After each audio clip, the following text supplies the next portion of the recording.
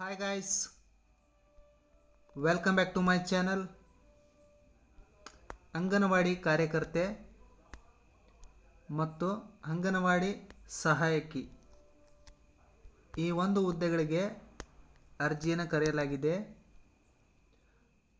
ಪ್ರಾರಂಭದ ದಿನಾಂಕ ಏನು, ಕೊನೆಯ ದಿನಾಂಕ ಏನು, ಏಜ್ ಎಷ್ಟಿರಬೇಕು, ಕ್ವಾಲಿಫಿಕೇಷನ್ ಏನಾಗಿರಬೇಕು, ಯಾವ ಹುದ್ದೆಗಳು ಖಾಲಿ ಇದ್ದಾವೆ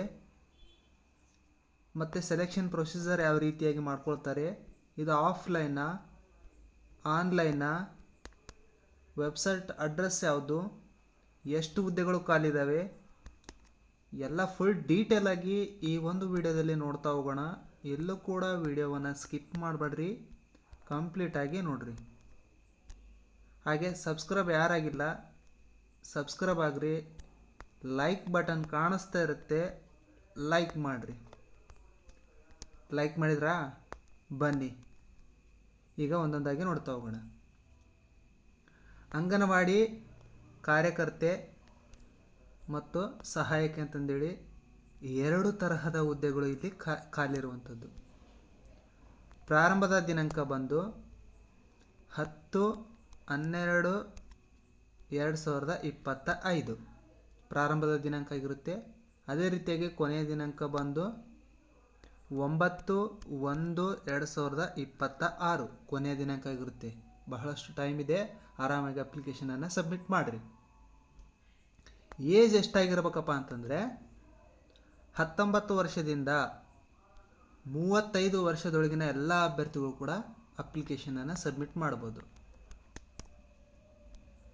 ಸ್ಥಳೀಯ ಮಹಿಳೆಯರಿಗೆ ಅವ್ರು ಏನು ಮಾಡ್ತಾ ಹೋಗ್ತಾರೆ, ಆದ್ಯತೆಯನ್ನು ಕೊಡ್ತಾ ಹೋಗ್ತಾರೆ. ಸ್ಥಳೀಯ ಮಹಿಳೆಯರು ಅಂದರೆ ತುಮಕೂರು ಡಿಸ್ಟಿಕ್ಕಿಗೆ ಸಂಬಂಧಪಟ್ಟಂತಹ ಅಭ್ಯರ್ಥಿಗಳು ಮಾತ್ರ ಈ ಒಂದು ಹುದ್ದೆಗಳಿಗೆ ಅಪ್ಲಿಕೇಶನನ್ನು ಸಬ್ಮಿಟ್ ಮಾಡ್ಬೋದು. ಕ್ವಾಲಿಫಿಕೇಷನನ್ನು ನೋಡ್ತಾ ಹೋಗೋಣ. ಅದರಲ್ಲಿ ಅಂಗನವಾಡಿ ಕಾರ್ಯಕರ್ತೆ ಹುದ್ದೆಗೆ ಸಂಬಂಧಪಟ್ಟಂತೆ PUCಯನ್ನು ಕಂಪ್ಲೀಟ್ ಮಾಡಿರಬೇಕು. ಅದೇ ರೀತಿಯಾಗಿ ಅಂಗನವಾಡಿ ಸಹಾಯಕಿ ಹುದ್ದೆಗೆ SSLCಯನ್ನು ಕಂಪ್ಲೀಟ್ ಮಾಡಿರಬೇಕು. ಅಂತಹ ಅಭ್ಯರ್ಥಿಗಳು ಮಾತ್ರ ಅಪ್ಲಿಕೇಶನನ್ನು ಸಬ್ಮಿಟ್ ಮಾಡ್ಬೋದು. ನೆಕ್ಸ್ಟು ಕ್ವಾಲಿಫಿಕೇಷನನ್ನು ನೋಡಿದ್ವಿ. ಈಗ ಯಾವ ಹುದ್ದೆಗಳು ಖಾಲಿ ಇದಾವೆ ಅಂತಂದೇಳಿ ನೋಡ್ತಾ ಹೋಗೋಣ. ಅಂಗನವಾಡಿ ಕಾರ್ಯಕರ್ತೆ ಹುದ್ದೆ ಖಾಲಿ ಇದೆ, ಅಂಗನವಾಡಿ ಸಹಾಯಕಿ ಹುದ್ದೆಗಳು ಇಲ್ಲಿ ಖಾಲಿ ಇರುವಂಥದ್ದು. ಸೆಲೆಕ್ಷನ್ ಯಾವ ರೀತಿಯಾಗಿ ಮಾಡ್ತಾರೆ ಅನ್ನೋದು ಎಲ್ಲರಿಗೂ ಕೂಡ ಕನ್ಫ್ಯೂಷನ್ ಇರುತ್ತೆ. ಇಲ್ಲಿ ಡೈರೆಕ್ಟ್ ಮೆರಿಟ್ ಮೇಲೆ ನಿಮಗೆ ಸೆಲೆಕ್ಟ್ ಮಾಡ್ತಾ ಹೋಗ್ತಾರೆ. ನೀವು ಪಡೆದಿರುವಂತಹ ಅಂಕಗಳ ಆಧಾರದ ಮೇಲೆ ಅವರೇನು ಮಾಡ್ತಾ ಹೋಗ್ತಾರೆ, ಸೆಲೆಕ್ಷನನ್ನು ಮಾಡ್ತಾ ಹೋಗ್ತಾರೆ. ಕೆಲವೊಂದು ತರಬೇತಿಯನ್ನು ಪಡೆದಂಥವರಿಗೆ ಅವರು ಬೋನಸ್ ಅಂಕಗಳನ್ನು ನೀಡ್ತಾ ನಿಮ್ಮನ್ನು ಅವರೇನು ಮಾಡ್ತಾ ಹೋಗ್ತಾರೆ, ಸೆಲೆಕ್ಷನನ್ನು ಮಾಡ್ತಾ ಹೋಗ್ತಾರೆ. ವೆಬ್ಸೈಟ್ ಲಿಂಕ್ ಬಂದು ಈ ವಿಡಿಯೋ ಡಿಸ್ಕ್ರಿಪ್ಷನ್ ಬಾಕ್ಸ್ನಲ್ಲಿ ಕೊಟ್ಟಿರ್ತೀನಿ. ಡೈರೆಕ್ಟ್ ಅದನ್ನು ಕ್ಲಿಕ್ ಮಾಡಿ ನೀವೇನು ಮಾಡಿರಿ, ಆನ್ಲೈನ್ ಮುಖಾಂತರ ಅಪ್ಲಿಕೇಶನನ್ನು ಸಬ್ಮಿಟ್ ಮಾಡಿರಿ. ಇದು ಆಫ್ಲೈನಾ ಆನ್ಲೈನ್ ಅಂತಂದೇಳಿ ಡೌಟ್ ಇದ್ದರೆ ಇದು ಆನ್ಲೈನ್ ಮುಖಾಂತರ ನೀವೇನು ಮಾಡಬೇಕಾಗುತ್ತೆ, ಅಪ್ಲಿಕೇಶನನ್ನು ಸಬ್ಮಿಟ್ ಮಾಡಬೇಕಾಗುತ್ತೆ. ಇಲ್ಲಿ ಒಟ್ಟು ಟೋಟಲ್ ಆಗಿ 946 ಹುದ್ದೆಗಳು ಇಲ್ಲಿ ಖಾಲಿರುವುದು. 946 ಹುದ್ದೆಗಳು ಇಲ್ಲಿ ಖಾಲಿರುವಂಥದ್ದು. ಅದರಲ್ಲಿ ಅಂಗನವಾಡಿ ಕಾರ್ಯಕರ್ತೆ ಹುದ್ದೆಗೆ ಸಂಬಂಧಪಟ್ಟಂತೆ 117 ಹುದ್ದೆಗಳು ಖಾಲಿದ್ದಾವೆ. ನೆಕ್ಸ್ಟು ಅಂಗನವಾಡಿ ಸಹಾಯಕಿ ಹುದ್ದೆಗೆ ಸಂಬಂಧಪಟ್ಟಂತೆ 829 ಹುದ್ದೆಗಳು ಇಲ್ಲಿ ಖಾಲಿದ್ದಾವೆ. ಟೋಟಲ್ ಆಗಿ 946 ಹುದ್ದೆಗಳು ಇಲ್ಲಿ ಖಾಲಿರುವಂಥದ್ದು. ತುಮಕೂರು ಡಿಸ್ಟಿಕ್ಕಲ್ಲಿ ಅಂಗನವಾಡಿ ಸಹಾಯಕಿ ಮತ್ತು ಕಾರ್ಯಕರ್ತೆ ಎರಡು ತರಹದ ಹುದ್ದೆಗಳು ಅಲ್ಲಿ ಖಾಲಿ ಇರುವಂಥದ್ದು. ಆ ಒಂದು ಹುದ್ದೆಗಳಿಗೆ ಈಗ ಅರ್ಜಿಯನ್ನು ಕರೆದಿರುವಂಥದ್ದು. ಇದನ್ನು ನೀವು ಗಮನಿಸಬಹುದು. ತುಮಕೂರಿನಲ್ಲಿ ಅಂಗನವಾಡಿ ಕಾರ್ಯಕರ್ತೆ ಮತ್ತು ಸಹಾಯಕಿ ಹುದ್ದೆಗಳು ಖಾಲಿ ಇರುವುದು ನಮಗೆ ತಿಳಿಯಿತು. ಈಗ ಯಾವ ಹಳ್ಳಿಗಳಲ್ಲಿ ಎಷ್ಟು ಹುದ್ದೆಗಳು ಖಾಲಿ ಇದಾವೆ ಅಂತಂದೇಳಿ ಈಗ ನೋಡ್ತಾ ಹೋಗೋಣ. ಇಲ್ಲಿ ನೋಡ್ತಾ ಇರ್ಬೋದು, ಅಂಗನವಾಡಿ ಕಾರ್ಯಕರ್ತೆ ಹುದ್ದೆಗಳಿಗೆ ಸಂಬಂಧಪಟ್ಟಂತೆ ಫಸ್ಟ್ ನೋಡೋಣ. ಚಿಕ್ಕನಾಯಕನಹಳ್ಳಿಯಲ್ಲಿ 10 ಹುದ್ದೆಗಳು ಖಾಲಿದ್ದಾವೆ.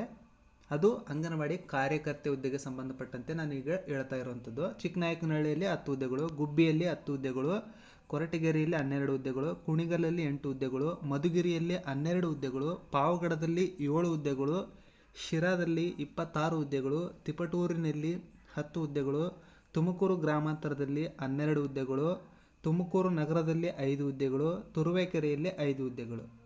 ಒಟ್ಟು ಟೋಟಲ್ ಆಗಿ 117 ಅಂಗನವಾಡಿ ಕಾರ್ಯಕರ್ತೆ ಹುದ್ದೆಗಳು ಇಲ್ಲಿ ಖಾಲಿ ಇರುವಂಥದ್ದು. ಇದು ಕೇವಲ ತುಮಕೂರು ಜಿಲ್ಲೆಯಲ್ಲಿ ಮಾತ್ರ ಖಾಲಿ ಇರುವಂಥದ್ದು.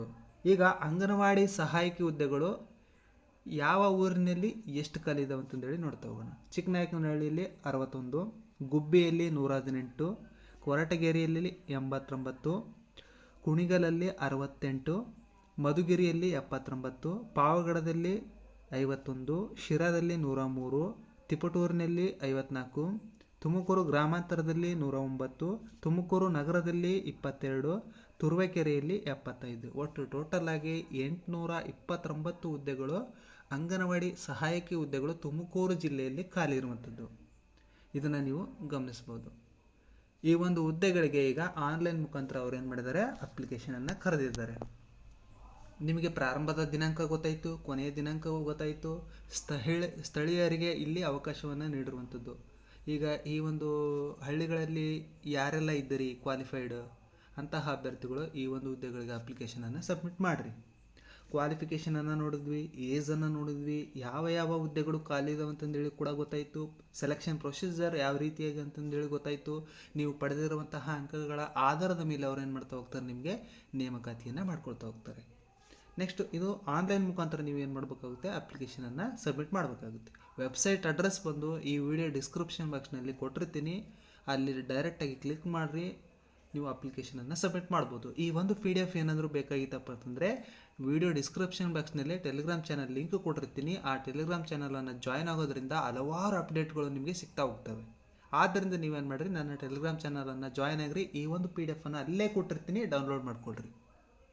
ಆದಷ್ಟು ಈ ಒಂದು ಹುದ್ದೆಗಳ ಬಗ್ಗೆ ಈ ಒಂದು ವಿಡಿಯೋವನ್ನು ನಿಮ್ಮ ಸ್ನೇಹಿತರಿಗೆ, ನಿಮ್ಮ ಫ್ಯಾಮಿಲಿಯವರಿಗೆ ಶೇರ್ ಮಾಡಿ, ಲೈಕ್ ಮಾಡಿ, ಹಾಗೆ ಸಬ್ಸ್ಕ್ರೈಬ್ ಆಗೋದನ್ನು ಮಾತ್ರ ಮರಿಬೇಡಿ. ಎಲ್ಲರಿಗೂ ಗುಡ್ ಲಕ್.